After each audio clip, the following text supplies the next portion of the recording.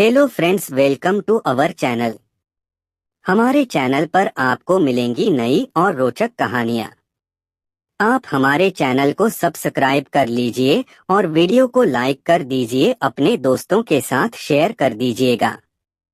चलिए ज्यादा देर ना करते हुए कहानी को शुरू करते हैं। अनिका रोहित और बच्चों को बाय करने के बाद अपनी गाड़ी लेकर वहां से निकल गई थी। थोड़ी ही देर बाद अनिका एक सुनसान सड़क पर थी, जिसमें एक तरफ जंगल था और दूसरी तरफ एक पुराना तालाब था। इस जगह पर दिन में कोई भी नहीं आता था। यहाँ ये बहुत ही सुनसान रास्ता था। अनिका अपनी गाड़ी से बाहर निकलकर किसी का इंतजार कर रही थी। जिसने भी अनिका को मैसेज किया था, अनिका उसी का इंतजार कर रही थी। तभी कुछ ही देर में अनिका देखती है कि वहाँ एक काली गाड़ी आई। अनिका के थोड़ी ही दूर पर वह काली गाड़ी रुकी और उसमें से दमयंती देवी नीचे उतरी। आज ना तो वहाँ पर अनिका के साथ ही कोई सिक्योरिटी गार्ड थे और ना ही आज दमयंती के साथ उसकी सिक्योरिटी सिपाहियाँ थी। दमयंती भी आज यहाँ पर अकेली ही आई थी और अनिका भी आज यहाँ पर अकेली आई थी। लेकिन जानना ये था कि अब दमयंती अनिका से क्यों मिलने आई थी। और वो अनिका के सामने आकर अब दमयंती खड़ी हो गई। अनिका ने दमयंती को देखते ही बिना किसी भाव के सीधे ही पूछा, क्या हुआ, मुझे क्यों बुलाया है यहाँ पर। अनिका की बात सुनकर कुछ देर के लिए तो दमयंती ने कुछ नहीं कहा। वो चुपचाप से बस अनिका के चेहरे को देख रही थी। ऐसा जान पड़ रहा था जैसे वो कुछ ना कुछ अनिका के चेहरे से पढ़ना चाहती है। बस वो अनिका की आंखों में ही देखती रही और काफ़ी देर तक देखने के बाद वहाँ पर दोनों के बीच में ही काफ़ी शांति थी।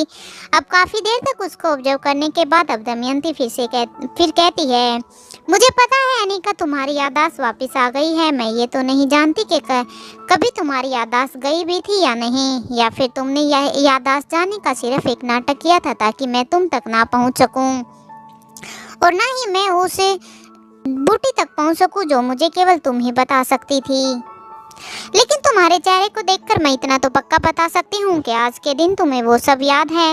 ये मैं यकीन के साथ कह सकती हूँ। दमयंती की बात सुनकर अनिका हैरानी से दमयंती को ही देखती रहती है, लेकिन वो कुछ नहीं कहती। वो आगे दमयंती के कहने का ही इंतजार करती है, क्योंकि अनिका बोलने से पहले ये ऑब्जर्व कर लेना चाहती थी कि दमयंती आगे और क्या कहना चाहती है।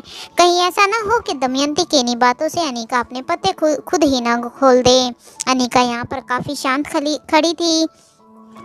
अब अनिका को शांत देखकर अब दमयंती फिर से बात को आगे बढ़ाने का इंतजार करती है और तब फिर से दमयंती ने फिर से कहा, लेकिन मैंने तुम्हें इस बारे में बात करने के लिए यहाँ पर नहीं बुलाया और ना ही मैं तुमसे ये सब बातें करने के लिए यहाँ पर आई हूँ। तभी दमयंती की बात सुनकर अब अनिका कहती है, अगर तुम्हें मुझसे ये सब बातें नहीं करनी तो फिर क्या तुम मुझे बता सकती हो कि तुमने मुझे यहाँ पर क्यों बुलाया है। अब ऐसा क्या रह गया है हम दोनों के बीच में। अब दमयंती अनिका की बात सुनकर वो अच्छे से समझ रही थी कि अनिका उससे मिलना नहीं चाहती है, लेकिन फिर भी वो उससे मिलने के लिए आई है। दमयंती काफ़ी विनम्र होकर कहती है कि मैं अपने किए के लिए अनिका तुमसे माफ़ी मांगने के लिए आई हूँ। मैंने तुम्हारे साथ बहुत ही गलत किया है। मैंने कई बार तुम्हारे अपनों की जान लेने की कोशिश की है। मैंने आकाश के साथ कितना गलत किया। मैंने तुम्हारे भाई को ही तुमसे दूर कर दिया। उसकी ऐसी हालत सिर्फ और सिर्फ मेरी ही वजह से हुई। तुमने ना जाने क्या क्या बर्दाश्त करना पड़ा है। जहाँ तक तुम आकाश को ढूंढने के लिए निकली थी, तब मैंने तुम्हारी भी किडनैपिंग की ताकि मैं तुमसे उस जड़ी बूटी के बारे में सब कुछ पता कर सकूं। हालांकि उस टाइम पर मेरी उन से तुम्हारी मौत भी हो सकती थी, लेकिन तुम फिर भी, मुझे नहीं पता तुम कैसे वहाँ से भाग निकली। उसके बाद न जाने मैंने क्या क्या प्लान बनाए थे। मैंने तुम्हारे भाई मयूर को भी किडनैप किया था। श्वेता को मारने के लिए तुम्हारी हर एक फैमिली के मेंबर को मैंने टारगेट करने का पूरा प्रयास किया था ताकि मैं तुम्हें हरा सकूं, ताकि मैं तुम्हें विवश करके उस जड़ी बूटी को जल्दी से हासिल कर लो सकूं। लेकिन तुम पहले से ही इतनी चालाक थी कि तुम मेरी हर एक चाल को पहले से ही भाप जाती थी। तुमने अपनी पूरी फैमिली के साथ जो अपनी इतनी मजबूत सिक्योरिटी को लगा रखा था वो काबिले तारीफ था। शायद यही वजह थी कि मैं हर युद्ध में, हर एक प्लानिंग में मैं तुम्हारे सामने हार जाती थी। तुम्हारे साथ तो मैं गलत करती ही रही थी, लेकिन मैं ये भूल गई थी कि हर चीज़ की कीमत यही चुकानी पड़ती है, वो भी यहीं और इसी जन्म में।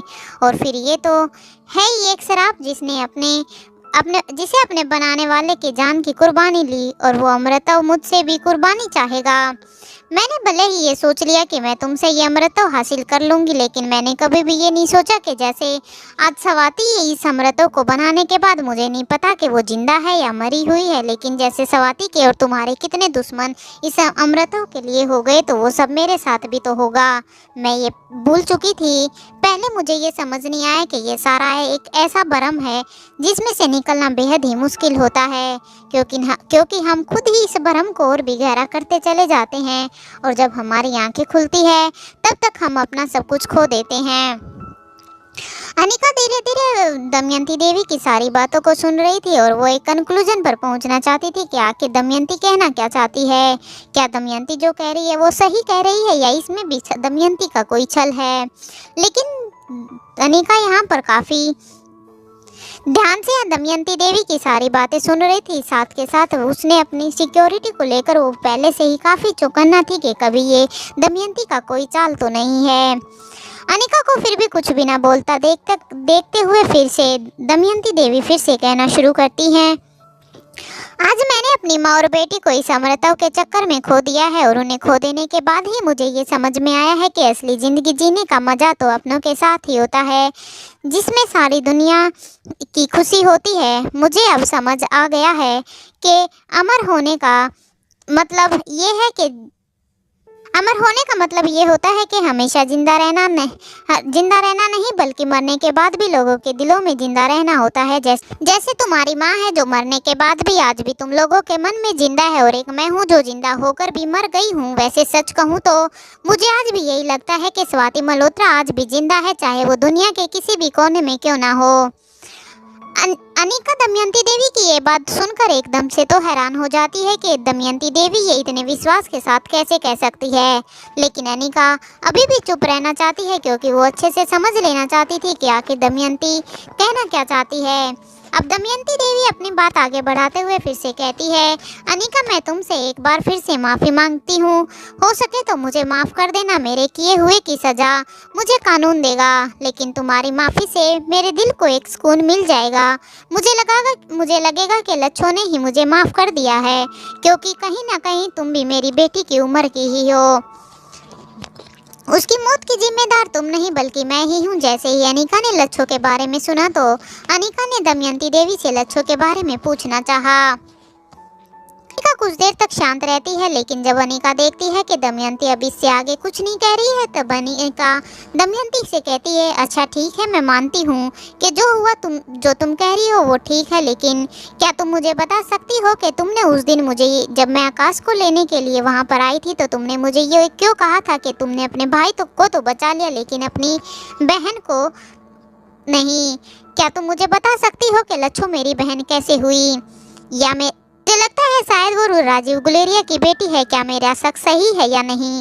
अनिका की बात सुनकर दमयंती समझ जाती है कि सच में अनिका बहुत ही इंटेलिजेंट है।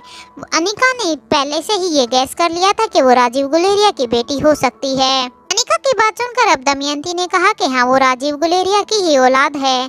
तभी अनिका अपनी बात को फिर से आगे बढ़ाते हुए कहती है, इसका मतलब तुम और राजीव अंकल दोनों रिलेशनशिप में थे। अनिका की बात सुनकर अब दमयंती कि हम रिलेशनशिप में नहीं थे। अरे हम तो अच्छे दोस्त भी नहीं थे, वो तो इस अमृतों के चक्कर में आकर पता नहीं मैंने क्या क्या गलतियां कर दी। दरअसल कॉलेज की एक पार्टी में हमने ज़्यादा ही ड्रिंक कर ली थी। उस दिन हमें होश भी नहीं था कि हम कहाँ हैं, क्या कर रहे हैं। दमयंती ने नशे की गोली वाली बात अनिका को नहीं बताई। दमयंती ने आगे कहा, उसी रात का नतीजा लच्छो थी।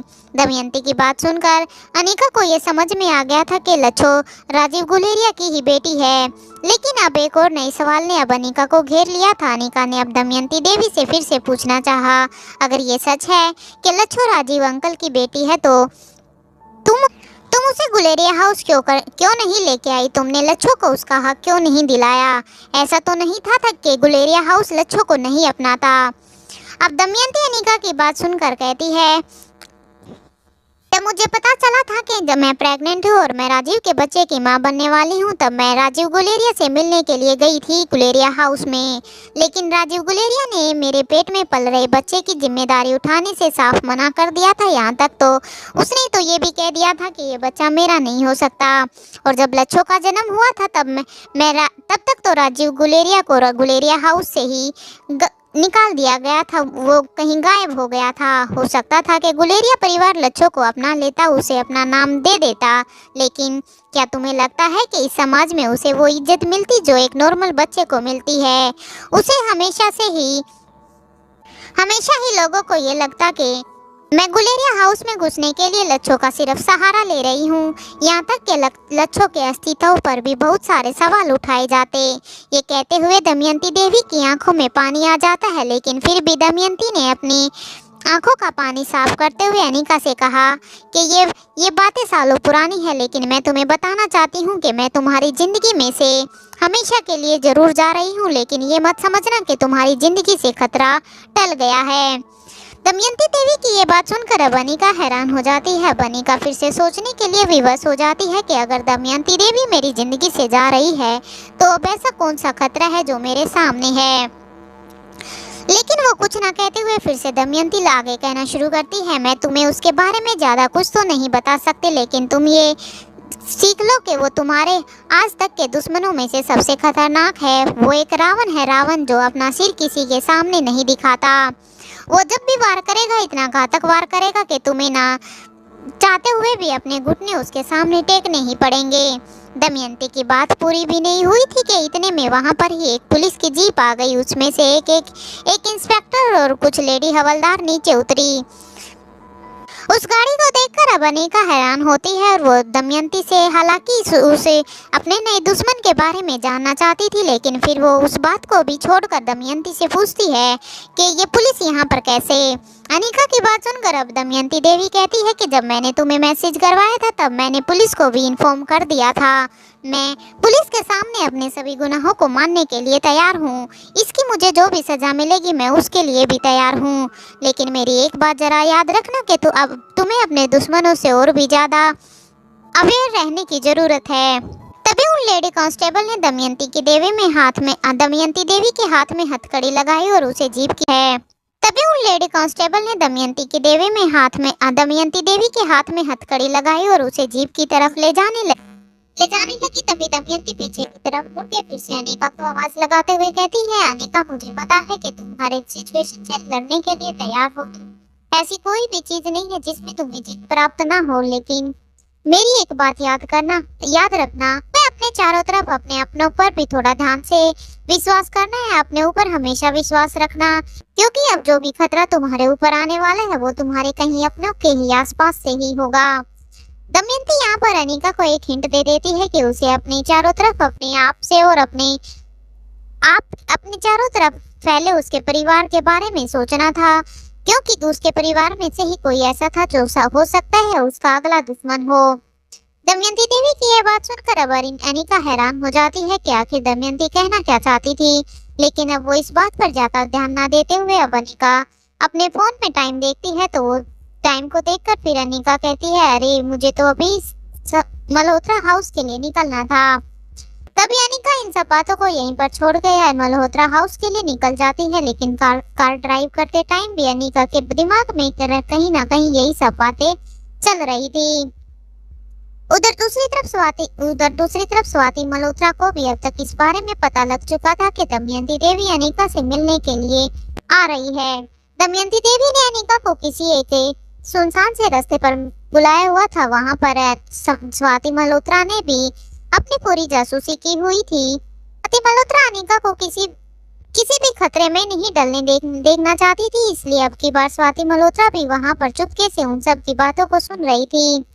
जब स्वाति मल्होत्रा ने दमयंती देवी की ये सारी बातें सुनी थी तो एक पल के लिए स्वाति मल्होत्रा को भी खुद पर यकीन नहीं हुआ कि क्या दमयंती ऐसा कह सकती है, क्या दमयंती सच में बदल गई है। लेकिन अगर वो ऐसे किसी आदमी के बारे में उसे अनिका को आगाह कर देना चाहती है तो आखिर वो शत्रु कौन है। हालांकि कहीं ना कहीं शायद स्वाति मल्होत्रा इस बारे में जानती थी कि वो शत्रु हो ना हो, शायद वो राजीव गुलेरिया के बारे में ही बात कर रही हो, क्योंकि स्वाति मल्होत्रा को सब कुछ पता था। स्वाति मल्होत्रा को ये सब कुछ पता था कि इस वक्त दमयंती और राजीव गुलेरिया दोनों ही आपस में मिले हुए थे। इधर मल्होत्रा हाउस में सारी तैयारियां पूरी हो चुकी थी। अंजलि ने आज पूरे घर को ही सिर पर उठा रखा था। वो अब सभी नौकरों पर चिल्लाई ही जा रही थी, अरे डेकोरेशन अच्छे से नहीं हुई, अरे खाना अच्छे से तैयार नहीं हुआ। तभी अंजलि श्वेता को आवाज लगाते हुए कहती है, श्वेता जल्दी से नीचे आओ, मुझे तुम्हारी हेल्प की जरूरत है। तभी श्वेता ऊपर अपने कमरे में से आवाज लगाते हुए कहती है, हाँ मोम, बस 1-2 मिनट, तो मैं अपने दुपट्टे को सेट कर रही हूँ, सेट करते ही मैं अभी नीचे आती हूँ। तभी बाहर एक गाड़ी के रुकने की आवाज आती है। तभी अंजलि बाहर भाग के जाती है तो देखती है कि वहां पर एक बड़ी सी काली सी चमचमाती हुई गाड़ी खड़ी थी। उस गाड़ी को देखकर अंजलि समझ जाती है कि इसमें कौन थी। जब वो अनिका को उतरते हुए देखती है तो उसके चेहरे पर एक स्माइल आ जाती है। अनिका अब अपनी मामी को ग्रीट करते हुए कहती है, हेलो मामी, आप कैसे हो? तभी अंजलि भी कहती है, मैं बहुत ठीक हूँ, लेकिन आज तुम यहाँ पर आई अपनी मामी के पास तो मुझे तुम्हें देखकर और भी ज्यादा खुशी हो रही है। अनिका अब अंजलि मामी के साथ अंदर की तरफ आ जाती है। तभी देखती है कि वहाँ पर घर के बाहर 2 गाड़ियां और आकर रुकती है। एक गाड़ी में लक्ष्य और उसकी माँ बैठे हुए थे, जबकि दूसरी गाड़ी में उसके साथ आई हुई सिक्योरिटी भी थी। तभी अंजलि और किशन मामा दोनों फिर से दरवाजे की तरफ अब जाते हैं तो वहां जाकर अंजलि अब लक्ष्य की माँ को कहती है, नमस्ते भाभी, अच्छा हुआ आप यहाँ आई, आपको देखकर मुझे सच में बहुत ही अच्छा लग रहा है। अब लक्ष्य भी अंजलि मामी को और किशन को ग्रीट करते हुए कहता है, hello uncle, hello aunty, I hope आप ठीक होंगे। तभी वो सब के सब अंदर हॉल में आ जाते हैं। इधर जब वो हॉल में आकर देखते हैं तो अंजलि ने हॉल को काफी अच्छे से फूलों से डेकोरेट किया हुआ था। हर एक चीज काफी यूनिक लग रही थी, जिसे देखकर लक्ष्य की माँ एकदम से बहुत ही खुश हो गई। तभी उन्होंने उसकी प्रशंसा करते हुए कहा, वैसे भाभी मानना पड़ेगा आपकी पसंद को, आपने हर एक चीज को कितनी खूबसूरती से सजाया हुआ है। लक्ष्य की माँ की बात सुनकर अब अंजलि कहती है, हाँ बस ऐसे ही थोड़ा बहुत मैंने ये किया हुआ है।